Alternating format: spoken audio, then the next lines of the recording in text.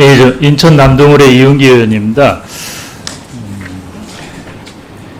지난해 있었던 유해림 위원장의 민원사주 사건 좀 다시 정리하면서 한번 좀 보겠습니다. 저는 이 민원사주 사건이 대한민국 방심위 역사상 최악의 사건이라고 생각을 합니다. 방통위와 대통령실, 방심위가 합작품을 만들어서 사상 초유의 사건을 만들었는데 PPT 한번 보시죠. 9월 4일 날 지난해 이동관 방통위원장이 가짜뉴스는 국기문란이라고 발언을 합니다. 그리고 9월 5일 날 대통령실에서 약속이라도 한 듯 뉴스타파의 신앙님 김만배 인터뷰가 최대의 대선 공작이라는 공식 성명을 냅니다. 그리고 9월 4일부터 18일까지 뉴스타파 인용 보도한 270건, 민원 270건이 방심위에 접수가 됩니다. 그러니까 이것은 방통위와 대통령실의 조직적인 개입이나 압박에 의해서 많은 민원이 접수가, 다량의 270건이라는 민원이 접수가 됐고, 그 중에 127건이 유해림 위원장의 가족, 지인, 관련 단체의 것으로 추정되는 민원입니다. 그리고 방심위원장의 사적 이해관계자들이 짧은 기간에 집중적으로 민원을 제기했습니다. 이건 정말 민주사회에서 일어날 수 없는 일입니다. 저 윤창현 언론노조 위원장님, 그 언론노조가 수십 년 동안 그 언론 장악에 맞서서 언론 자유를 지키기 위해서 노력해 오셨는데, 지금 벌어진 이 민원사주 사건에 대해서 언론노조 위원장으로서 어떻게 평가하고 어떻게 생각하십니까? 여러 가지 대목에서 저는 이 사건의 심각성이 있다고 생각을 합니다. 우선 말씀하신 것처럼 민간 독립기구의 형식이지만 방송의 공공성 또 방송 자유의 측면에서 방송심의라는 제도의 신뢰가 대단히 중요합니다. 근데 아시다시피 유해림 방심위원장 체제에서 이렇게 민원사주 등을 통해서 정치 표적 심의를 통해서 내려진 제재 조치 29건이 전부 집행정지가 됐습니다. 그러니까 이런 형태의 부실 정치 심의가 남발되면서 방송심의 제도 자체에 대한 신뢰를 붕괴시켜 버렸습니다.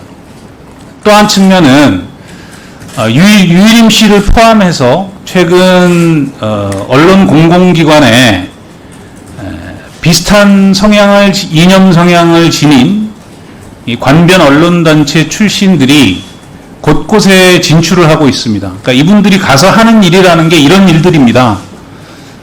대통령과 집권 세력의 이분들이 가서 하는 일이라는 게 이런 일들입니다. 대통령과 집권 세력의 언론 자유를 파괴하고 그 대가로 다른 형태의 공직으로 보상을 받고 억대의 국민 혈세를 통해서 자기들은 이익을 취하는 거대한 이권 카르텔로 변질돼 버렸습니다. 방송과 언론 자유를 보장하고 증진시켜야 할 행정기관의 역할들을 변질시켜 버렸다는 겁니다. 저는 그래서 이 사건이 단순한 민원사주의 차원을 넘어서서 언론 자유를 보장하는 헌법 가치를 무너뜨린 일이라고 생각하고요. 이게 지금 저희가 경찰에 이 민원사주 의혹에 대한 수사를 의뢰했습니다만 유해림 씨가 가족과 지인들에게 민원을 사주한 시점으로부터 거의 1년이 다 경과돼 가고 있습니다. 이렇게 되면 경찰이 수사를 지연시킴으로 해서 통신기록 확보 등이 불가능해지고 경찰이 스스로 이 사건을 방조하고 증거인멸에 경찰이 사실상 가담한 것으로도 저는 볼 수 있다고 생각합니다. 네. 좀 더 가면 더 놀라운 것은 유해림 방심위원장이 사적 이해관계자가 제기한 민원은 공직자 이해충돌 방지법에 따라 회피해야 되는데, PPT 보이시죠? 전체회의와 소회에서 8차례에 걸쳐서 이것을 그대로 의결을 했습니다.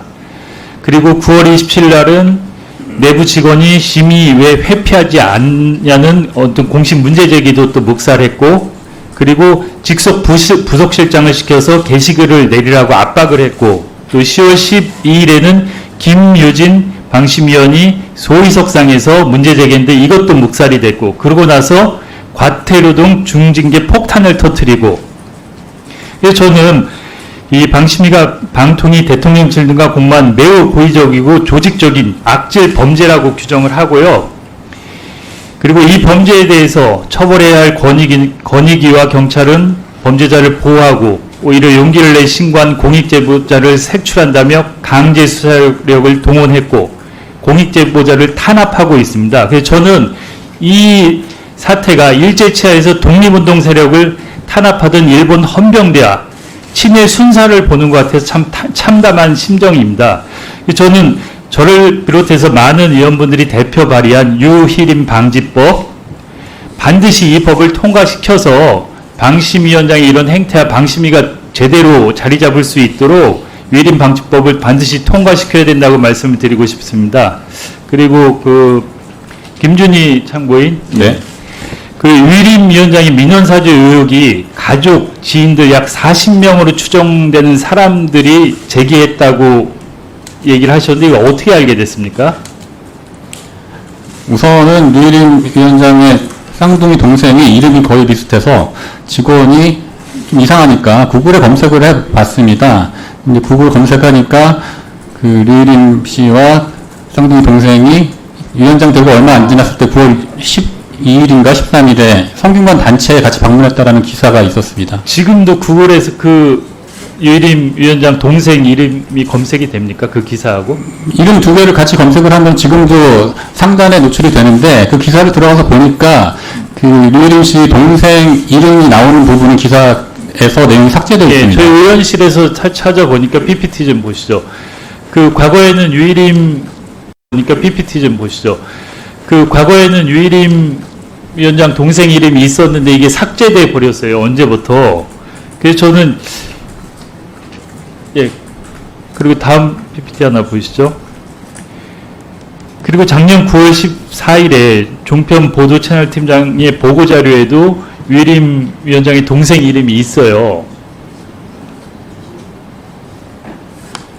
그래서 저는 이게 어떻게 돼서 삭제되고 어떤 과정이었는지 혹시 아세요?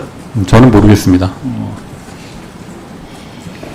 그래서 저는 이렇게 특정 내용을 삭제된 게 증거인멸 시도의 가능성도 있다고 보고 이거는 심각하게 조사를 해야 된다고 생각을 합니다. 그리고 유희림 위원장 동생 외에도 다른 지인들이 민원사주를 넣었다는 거는 어떻게 알게 되셨어요? 방심위에서 정년 퇴직하신 분이 이름이 아주 특이하신 분이 한 분 있는데 그분이 정년 퇴직하고 나서 그분이 박욱이라는 분인가요? 네, 맞습니다. 예, 정년 퇴직하고 나서 유희림 씨가 대표로 있었던 미디어연대라는 단체에서 같이 활동을 했었고 이후에는 공동대표까지 됩니다. 그분이 최초로 9월 4일에 최초로 민원을 접수를 했고요. 방심위 직원이라면 그 이름을 모를 수가 없습니다. 박욱이 씨하고 유희림 위원장하고는 어떤 관계예요? 성균관대 언론대학원을 같은 시기에 다녔다라고 제가 들었습니다. 그리고 이게 논란이 되니까 민원을 취하했죠. 네, 취하했습니다. 어떤 민원을 취하했어요, 그때? 구체적인 민원 내용은 제가 확인하지 못했는데 전에 듣기로는 9월 4일에 민원을 제기하고 가만히 있다가 9월 14일에 종편보도팀장이 유희림 씨에게 보고를 한 직후에 네. 2시에 보고했는데 3시경에 사무처로 민원을 취하하겠다라고 전화를 했다고 들었습니다. 예, 그래서 본 의원이 좀 정리해 보면 조직적인 민원 사주가 있었고 그리고 직원들이 이 민원 사주를 알고 문제 제기를 하니까 조직적인 은폐와 저는 증거인멸을 시도했다 이렇게 보입니다. 어떻게 생각하세요? 저도 그렇게 생각합니다. 네. 그래서 저는 이 문제를 독립적인 조사기구를 설치해서 조사를 좀 해야 된다고 생각을 합니다. 그래서 국회 과방위 차원에서 조사기구를 설치해서 이 민원사주 의혹은 철저히 조사를 할 것을 요청을 드리고요. 그리고 국회 차원의 민원사주 의혹도 국정조사가 필요하다고 생각을 합니다. 그래서 위원장님께 그 부분도 좀 추진할 것을 부탁을 드립니다. 그리고 김준일 위원장님 뭐 하실 말씀 또 있습니까? 이 관련해서? 아니, 더 없습니다. 예, 이상입니다. 예, 수고하셨습니다. 다음으로 노종면 위원님 질의해